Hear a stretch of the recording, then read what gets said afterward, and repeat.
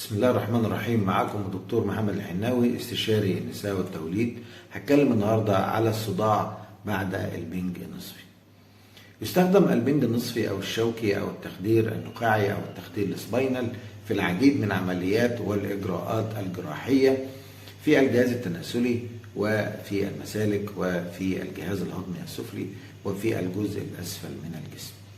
وفيه يتم ادخال ابره رفيعه في اسفل الظهر فتخترق الغشاء المحيط بالحبل الشوكي الذي بداخله الأعصاب القطنية والعجزية والسائل حول الحبل الشوكي، فيخرج جزء بسيط من السائل إلى الخارج للتأكد من مكان الإبرة، ثم يتم حقن البنج فيها ليتم تخدير هذه الأعصاب ويتم عمل العملية، ويلتئم هذا الغشاء بعد عدة أسابيع.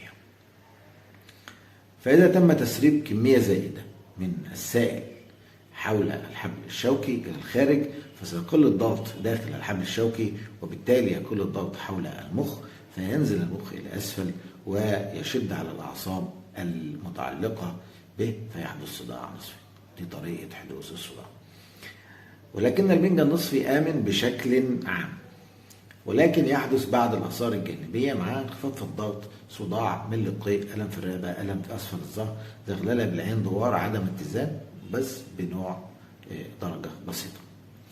ممكن تحدث مشاكل ومضاعفات كبيرة بس بتكون نادرة جدا، زي نزيف، عدوى على شكل خراج في مكان الحقن، صعوبة في التبول والتهاب المثانة، انخفاض شديد بالضغط، نوبات تشنجية، تلف في الأعصاب مكان الحقن، ولا بيعتمد على الطبيب اللي بيعمل الحقن. الصداع بيبقى مواصفاته في الجزء الأمامي أو الجزء الخلفي من الرأس. حدته بتزداد لما السيدة بتقعد أو تقف أو تكح أو تعطس أو تحزق، وبيقل لما بتنام على ظهرها وتستلقي. يصاحبه برضه قيء، ألم في الرقبة، ألم أسفل الظهر، عدم تحمل الضوء، عدم اتزان ودوار، وبيحدث بعد انتهاء العملية بعدة ساعات، وبيستمر غالبا اليوم أو 2، وأحيانا يستمر الأسبوع، ونادرا جدا لما يقعد أسبوعين. نسبته من 31 على 30%، بيعتمد على طريقة الحقن ونوع الإبرة بتاعة الحقن.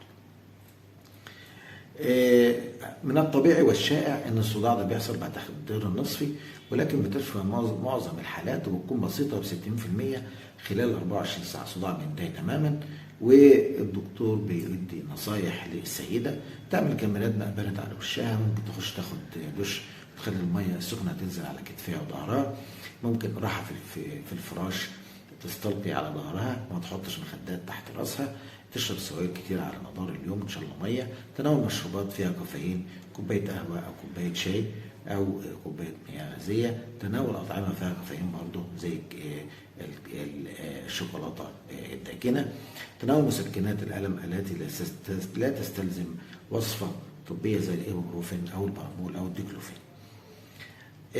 بتزيد نسبه الصداع ده في نوعيه من السيدات. أول حاجة بتزيد الصداع النصفي، الصداع اللي هو بعد البنج النصفي في السيدات والحوامل الخاصة، والسن يكون من 18 ل 35، أو هي بتشتكي من صداع متكرر قبل كده، أو إن برضه بتعتمد على نوع الحقنة اللي بتعطي بيها وعدد مرات الحقن وطريقة الحقن، وكمان بتحصل أكتر للسيدات الرفيعين اللي وزنهم قليل. هنشخصها ازاي؟ هنشخص طبعا من تاريخ مرضي بتقول ان كان في بنج نصفي خلال عده ايام لحد حتى اسبوعين. لو شكينا في اي حاجه بنعمل رنين مغناطيسي على الدماغ والحبل الشوكي.